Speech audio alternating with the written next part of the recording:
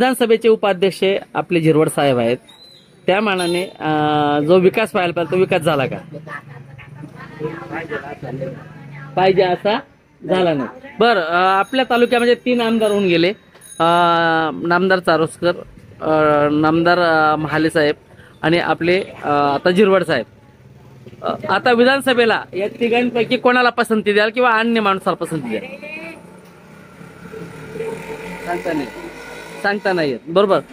आता शरद पवार साहेबांकडे आपले झिरवड साहेब होते, आता ते अजितदादाकडे गेलेत. विधानसभेच्या निवडणुकीच्या पार्श्वभूमीवर ते परत पवार साहेबांकडे येतील का? येऊ शकतात. बरं, एकंदरीत झिरवड साहेबांच्या हातात मोठी सत्ता आहे उपाध्यक्षपदी.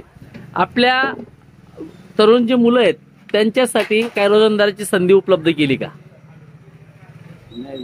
नाही झाली. बरं, आता महायुती महाविकास आघाडी, नेमकं तुमचा कौल कोणाकडे असणार? महायुतीकडे का महाविकास आघाडीकडे? आता आपला चालू आहे महायुती.